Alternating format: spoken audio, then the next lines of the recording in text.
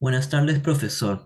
El día de hoy voy a explicar cómo he desarrollado el trabajo del laboratorio. Mi nombre es Aldo Alvarado y este es cómo lo he desarrollado. Para empezar, un poco de contexto.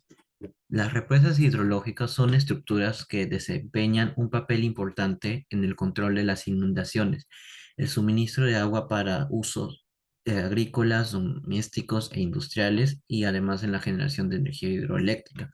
Sin embargo, de cierta manera tienen una creciente demanda para la energía limpia y sostenible. Además que su construcción puede generar diversos impactos en la biodiversidad. Dentro de la construcción de las propias represas se han aplicado de cierta manera algunos equipos, sistemas de dispersión que más adelante se van a discutir. En mi trabajo se ha desarrollado algunos objetivos. Uno de estos es poder calcular los parámetros hidráulicos de un canal. Estos serían con los datos que se han desarrollado en el laboratorio. Lo otro sería calcular la velocidad del flujo del canal, la longitud del resalto hidráulico, la energía, la pérdida de la energía, las velocidades en el canal y en el vertedero. Por último, se van a tener que utilizar los datos que se han obtenido en el laboratorio. Bueno, con un poco de marco teórico, se menciona que el resalto hidráulico es un fenómeno que se presenta en el flujo rápido variado y de cierta manera siempre va acompañado por un aumento súbito en el tirante y una pérdida de energía considerable. De cierta manera es dentro de un tramo corto y depende de cómo es el tramo. Se puede manifestar a través de un cambio repentino en la corriente y que puede pasar de un flujo supercrítico a uno subcrítico. El salto hidráulico se puede aplicar con diversos objetivos.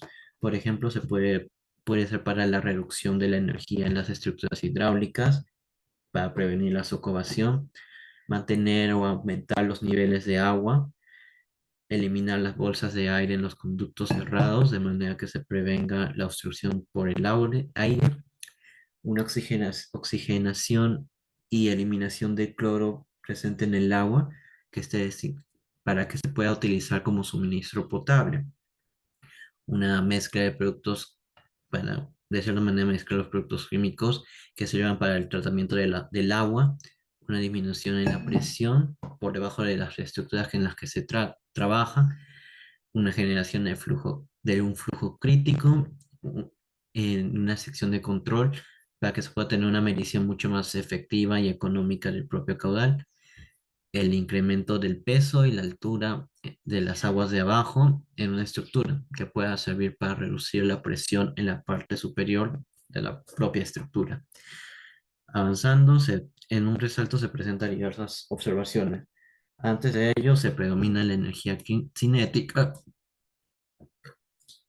disculpe, de la cual se va a transformar en calor y en parte en energía potencial. Hay dos secciones que se observan en esta figura de acá, que presenta el inicio y el final del resalto. Estos tienen unos tirantes llamados tirantes conjugados. El mayor va a ser el segundo y el menor va a ser el primero, el del inicio. Con respecto al cambio de la energía, se presenta la energía es por E1 y E2. La E1 es para el antes y el E2 es para el después. Y como va a haber una fuerte pérdida de energía, pérdidas de energía por el fenómeno que se ocasiona, la energía en el sector 2 va a ser menor que en el que se presenta la pérdida. También hay un cálculo, una ecuación pequeña que se presenta ahí. Hay algunas ecuaciones que se presentan en el resalto hidráulico. Un momento, por favor. Ok, disculpe, me había tosido un poco. Bueno, como se mencionó, hay una pérdida de energía que se presenta y de cierta manera se aplica una ecuación de energía. Ah, puede haber una variación grande en la velocidad con respecto a los dos extremos del resalto y de cierta manera se aplica unas ecuaciones. En nuestro trabajo se va a considerar que el canal es de horizontal y de sección de una sección rectangular. Así se desprecia de cierta manera el peso del agua fluido. Se va también a ignorar la fricción porque de cierta manera no hay tanta longitud. Y hay una distribución de las velocidades con las dos secciones. Y estos están referentes a los coeficientes de Boisinesk. Está. Lo siguiente, ya. Lo siguiente son algunas ecuaciones que se utilizan, por ejemplo, de velocidad del flujo. Ahora está el flujo, está determinado por la viscosidad y la fuerza de gravedad y se formula con esta ecuación. eh, de la viscosidad, depende de cierta manera de la viscosidad y depende del número de Reynolds para que pueda ser de un flujo laminar, turbulento o de transición. Con respecto a la energía, la energía específica del resalto se refiere a la cantidad de energía en una sección del caudal. Se calcula sumando las alturas de la superficie con la velocidad, con lo que sería el límite o cabeza de la velocidad. También es la pérdida de energía que se presenta, o diferencia que hay. Bien, acá tampoco se habla del momentum que hay. En un canal abierto, de cierta manera, se permite que el flujo no haya presión. Hay una superficie libre del líquido que está en contacto con la atmósfera. Y el flujo es de esa superficie libre se puede clasificar de diversas formas. Puede haber cambios en los parámetros velocidad, en la profundidad y otros factores como el tiempo y el espacio. Los disipadores de energía son los que vamos a tratar ahora, que son unas estructuras que diseñan para que se puedan generar pérdidas hidráulicas importantes con respecto a los flujos de velocidad. Su objetivo es poder reducir la velocidad y pasar el flujo de supercrítico a subcrítico. En un disipador de energía se enfoca en que las dimensiones estén bien realizadas y también la propia ubicación del proyecto para que se puedan tener unas características previas. Y los disipadores se dividen en tres tipos de disipadores que hemos trabajado en el propio laboratorio. El primero ha sido el disipador liso. Esta se muestra, su funcionamiento se demuestra a través de la formación de un resalto en la superficie. Se considera que este uso de disipadores para que se pueda causar un desgaste en la superficie de concreto. Un momento. Bueno, disculpe, profe. Am, Acá se muestra una imagen de cómo se ve utilizar el disipador liso. No se observa del todo bien, pero ahí se puede observar que no es, es de cierta manera distinto a los otros disipadores. El otro es el disipador de salto esquí. Acá se puede observar una imagen un poco más, que se observa cómo se alza para arriba. Sirve para las grandes descargas, como invertidos y se utilizan para poder redirigir el flujo a un punto de las aguas. Sirve para la reducción en la erosión y en el cauce y en la base de la presa. Se pueden formar dos remolinos que permiten la disipación de energía, uno siendo en la superficie y otro debajo sumergido en el agua. Y puede tener dos modelos, como el sumergido y el estriado. Bueno, ahí se observa la imagen que se utilizó en el laboratorio. Y acá el último que se tiene es disipador tentado. No he tomado exactamente una imagen de cómo se observaba, pero esta es otra imagen de referencia en la práctica, de ejemplo. Estos sirven para vertedos de rápidos o de estructuras de caída libre, porque la energía se disipa por medio del choque, cayendo verticalmente en un estanque. Tiene, por haber un gran poder en la erosión por parte del agua, este sirve para revestir el cauce y el contacto que va a tener con las rocas o el concreto. Un poco más adelante tengo una imagen de cómo eran los disipadores. Bien, para el laboratorio se han utilizado en un canal de base de 80 milímetros y un tirante que iba a variar. Ahí se van a utilizar ah, los datos del caudal. Había dos caudales, uno de 1,5 litros por segundo y el segundo 2,5 litros por segundo. Y se van a tener que calcular por los tres tipos de disipadores, el dentado, el liso y el de salto esquí. Con respecto, también tienen distintos tirantes y de cierta manera se divide en cuatro tipos, uno previo, uno en en el disipador, uno resultado del disipador y uno más, el cuarto que está mucho más alejado del disipador. Acá tienen algunas imágenes con las que se han tratado. Por ejemplo, esta que se observa de abajo es con el disipador liso y se me ha calculado también la longitud del resalto que se ha mencionado. Se han tomado diversas imágenes y se ha utilizado este dispositivo que nos logró determinar el dato del tirante. Se observa que señala con una rayita blanca cuánto sería en, en milímetros el valor del tirante. Algunos han variado bastante. En este se observa que es de 55 aproximadamente. En este otro por del medio se observa que es cerca de 160 y varias veces se ha repetido este proceso en distintas locaciones de los tirantes. Acá a la derecha se observa el disipador que se pudo haber utilizado y am, acá están varios datos que se han logrado en el laboratorio. Lo siguiente que se va a mostrar va a ser los cálculos en el Excel. Bien, con los cálculos del Excel, acá se han hecho varios cálculos. Primero que todo ya se tenían los datos de cómo iba a ser. El caudal de la base, que va a ser la misma 80 milímetros. Las alturas, que acá lo hemos puesto como H1, H2, 3, 4. Y lo que sale de los resaltos, que sería L1 y L2. Hay también un resalto final que es el promedio de estos.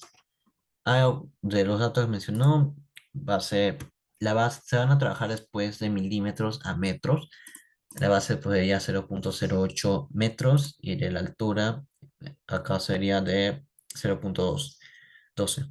Acá mismo se observa el primer dato, que era de 120 milímetros a 0,12 metros.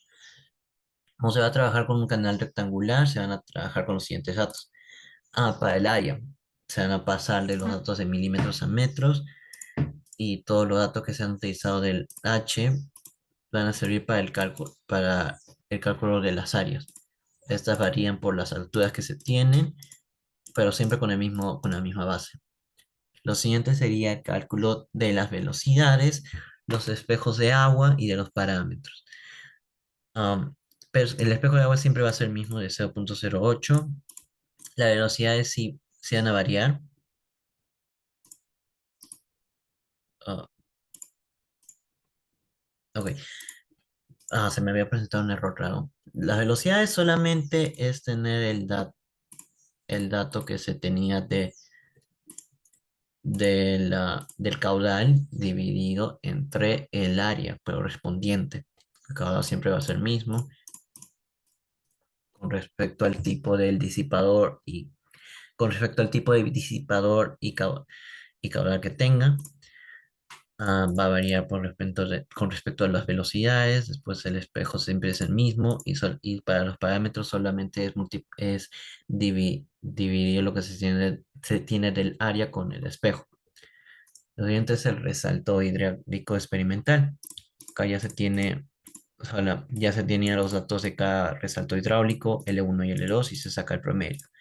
Lo siguiente es el cálculo de la energía y cómo se presenta eh, la pérdida que puede haber. Acá escribí mal sin querer.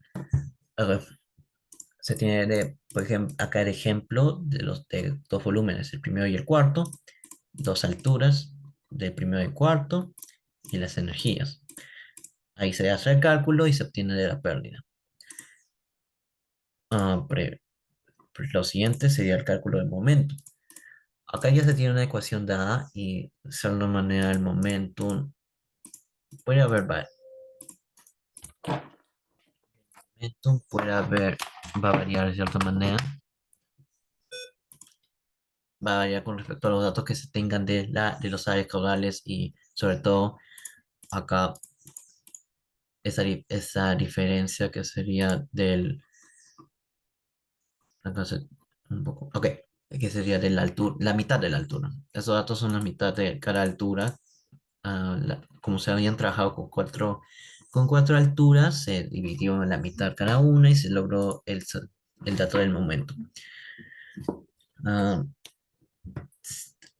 Hay varios datos que se consideran de la longitud de la base eh, y cómo se transforma a metros, y también algunos datos de la ecuación de Francis, siendo en la que ecuación de Francis que se utiliza de 2 1 y cero, y también esta ecuación para el caudal. eh, de cierta manera, esta necesita del valor de n,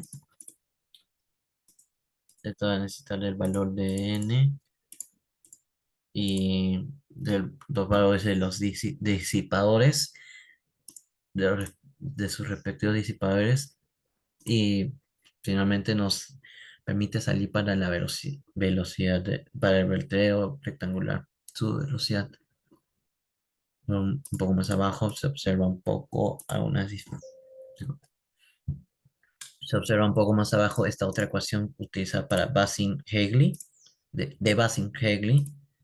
Se obtiene estos tipos de caudales que varían de cierta manera. Se observa cómo varía, es mucho más, es un poquito más grande y se obtiene otro tipo de velocidad de vertedero, que llega por mayor que sea el caudal, menor va a ser esta velocidad. Ahora lo último serían estas ecuaciones de acá para encontrar lo que sería un caudal o un valor del caudal relacionado a un H. Acá va a variar claramente por el tipo de disipador de los tres. Y se utilizan estos diversos datos, lo que ya se tenían del uno de los Ns, de las alturas, y más adelante ahí los datos que serían con respecto a estas ecuaciones que se tienen acá, por ejemplo, esta de acá es de un logaritmo, la siguiente lo mismo, su multiplicación, y la potencia y el valor de x raya y de y raya. Más adelante se utilizan más de estas ecuaciones que logran llevar a cabo encontrar el valor de k con respecto a un producto con h. Eso se utiliza para el salto de esquí, el dentado y el de liso. Y se logran obtener diversos valores de k. El más grande que se observa es para el disipador liso. Bien, con ese trabajo se han realizado algunas conclusiones que se han podido lograr calcular los parámetros de hidráulicos de un ensayo realizado en el laboratorio con una represa. La propia represa ha podido presentar distintos tipos de resalto, tan, sobre todo en el tramo final del caudal. Y de cierta manera se ha calculado con el modelo matemático del vertedero. Acá se observa diversos cálculos para el vertedero y no se presentan unos puntos dentro del inicio y el final. Bueno, eso sería todo con respecto al desarrollo de mi trabajo. Muchísimas gracias, profesor.